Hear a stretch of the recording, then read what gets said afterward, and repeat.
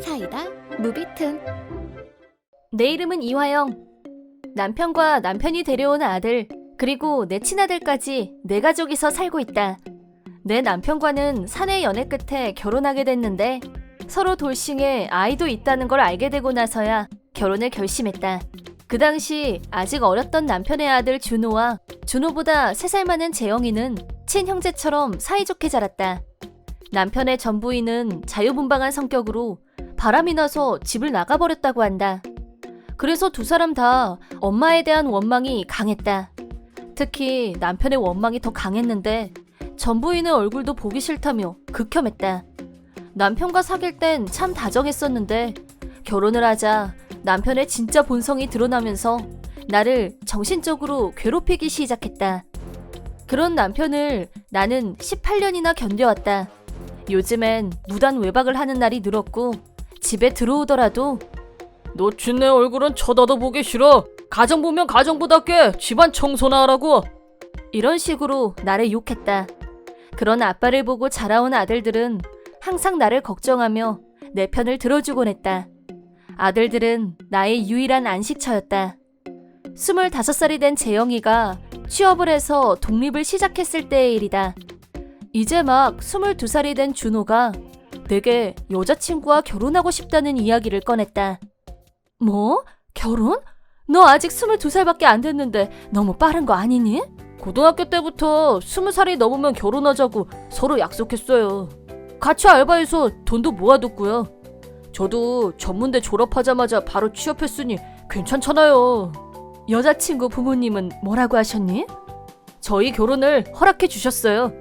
특히 어머님은 제가 너무 마음에 든다면서 정말 좋아하셨어요. 그래, 네 인생이니까 엄마도 허락할게. 진짜요? 엄마 고마워요. 남편에게도 준호의 결혼 이야기를 했지만 남편은 조금도 관심이 없다는 듯 딱히 반대도 하지 않았다. 양가가 만나 상견례를 하기로 했다는 말도 했지만 남편은 귀찮다며 안 가겠다고 했다. 그래서 하는 수 없이 준호와 단둘이 가기로 했다. 긴장된 마음으로 예약하는 음식점에 개별실로 들어갔는데 벌써 여자친구와 부모님이 와 계셨다. 처음 뵙겠습니다. 앞으로 저희 아들을 잘 부탁드려요. 저희야말로 저희 딸을 잘 부탁드립니다. 여자친구의 부모님께 인사를 드린 후 남편이 말한 대로 상대 부모님께 남편의 명함을 건네드렸다. 남편은 회사 일이 바빠서 오늘 못 왔습니다. 그러셨군요. 이름이 낯이 익은데? 여자친구의 어머님은 깜짝 놀란 얼굴로 잠시 굳어 계셨다. 그 후 당황해하시며 내게 여러 가지를 물어보셨다. 실례되는 질문일지도 모르겠습니다만 몇 가지 여쭤봐도 될까요? 네? 준호 말이에요. 혹시 낳아준 부모님과 길러준 부모님이 다른가요? 아니, 그걸 어떻게... 그랬군요. 세상에 이런 일이... 이건 분명 기적일 거예요. 대체 왜 그러시는지 자세히 말씀 좀 해주세요.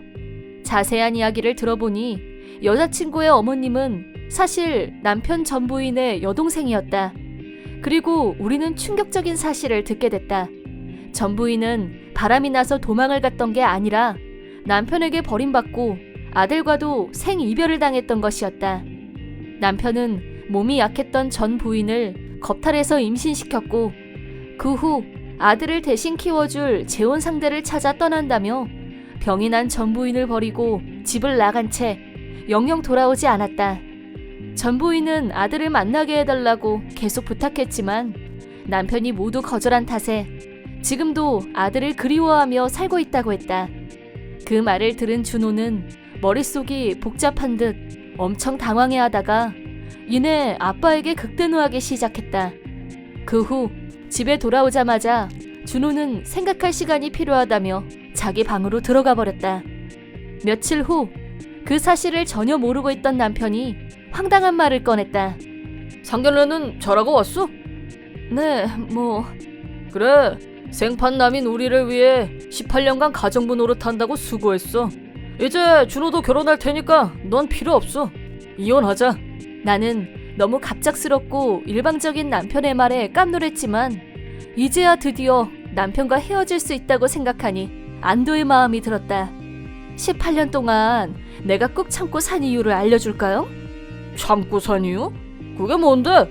나는 옛날부터 계속 남편과 이혼하고 싶었지만 준호가 나를 잘 따랐고 재영이와도 헤어지기 싫다고 해서 계속 참고 산 거라고 했다. 그러자 남편이 코웃음을 쳤다. 바로 그때 준호가 나타났고 내 말에 덧붙여 남편에게 모든 진실을 밝히겠다는 듯 입을 열었다. 바람남 친엄마에게 버림받은 나를 걷어주고 키워준 은혜가 있었기 때문에 엄마를 괴롭히는 아빠라도 계속 참고 살아왔던 거야. 결국 그런 나 때문에 엄마만 계속 고생시켰네. 미안해. 괜찮아. 우리 준호랑 같이 살고 싶어서 엄마 스스로 선택한 길이니까. 아빠, 나 다 들었어. 날 낳아주신 엄마가 바람나서 도망갔다는 거 다 거짓말이지? 그럴 리가 없잖니? 대체 누가 그런 소리를? 내 여자친구의 어머님이 사실은 날 낳아준 엄마의 여동생이셨어. 설마? 말 같지도 않은 소리 하지 마라. 너희 둘이 짜고 나를 속이려고 해도 소용없어. 대체 목적이 뭐야? 준호가 한 말은 다 사실이에요. 우리가 진실을 알게 된 그날의 일을 설명하자 남편은 급 초조해했다. 그런 남편에게 준호가 결정적인 한마디를 꺼냈다. 난 이제 성인이고 곧 결혼도 할 거니까 이제 친권으로 고민할 필요도 없잖아. 그니까 앞으로는 서로 각자 살자. 앞으로는 아빠 얼굴 안 보고 살래. 지금까지 키워준 은혜도 모르고 그러고도 네가 성인이냐? 안심한 놈. 이혼할 때를 위해서 지금까지 당한 가정폭력의 증거들을 녹화해뒀어요. 이에 맞는 위자료를 청구할 생각이니까 각오하세요. 내가 그렇게 말한 후 이혼 서류를 두고 집을 나오려는데 갑자기 내게 달려들면서 난폭하게 변하기 시작했다. 위자료 같은 소리 안 해. 난 아무 잘못도 없어. 준호가 네 편 들어주니까 갑자기 용기가 샘솟냐? 이런 썩을. 하지 마요. 그만해. 엄마한테서 떨어지라고.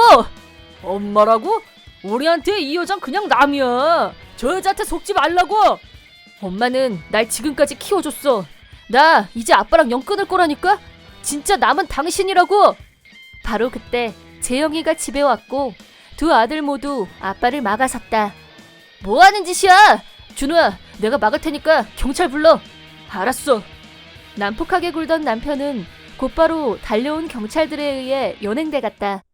그 후 위자료를 받고 남편과 이혼하게 된 나는 재영이와 준훈의 집 사이에 아파트를 구해서 살기로 했다. 두 아들들은 혼자 사는 나를 위해 자주 우리 집에 놀러와 주곤 했다. 여자친구와 결혼한 준호는 친엄마와도 다시 만날 수 있게 됐다. 결혼 후엔 나와 친엄마까지 좋은 관계를 이어나갈 수 있음에 정말 행복해했다. 참고로 우린 사내 연애로 결혼했기 때문에 전 남편 회사의 상사와 나는 옛날부터 서로 아는 사이였다. 나는 이번에 전 남편이 경찰서 신세를 지게 된 사건에 대해 이야기했고 전 남편에겐 곧바로 징계가 내려졌다. 정년을 눈앞에 두고 있던 전 남편은 지방 발령을 받게 됐고 홀로 외로이 살아가게 됐다. 남편의 성격상 절대 반성할 사람은 아니라고 생각했는데 지방 발령을 받고 혼자 살아가는 게 너무나도 외로웠는지 어느 날 내게 전화가 왔다. 여보세요? 그쪽은 별일 없지? 당신이 무슨 상관이에요? 왜 전화했어요? 준호한테 가끔은 연락 좀 해보라고 말 좀 해줘. 내가 전화해도 안 받던데. 준호는 두 번 다시 당신과 엮이고 싶지 않다고 했어요. 그러니 이젠 포기하세요. 난 준호의 준아빠야. 야, 너 때문에 이렇게 된 거니까 네가 다 책임지거나 해결해. 또 날 괴롭히는 건가요? 또 고소당하고 싶어요?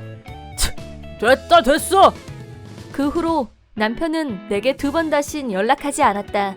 나는 드디어 가정폭력에서 해방될 수 있었고 두 아들들과도 잘 지내며 행복한 인생을 손에 넣게 됐다. 앞으로는 남편을 보지 않아도 된다고 생각하니 마음속 깊은 곳에서 행복이 절로 샘솟는 것 같다. 이번 영상은 어떠셨나요? 재밌게 보셨다면 구독, 좋아요에 댓글까지 달아주시면 감사하겠습니다. 그럼 다음 영상에서 만나요.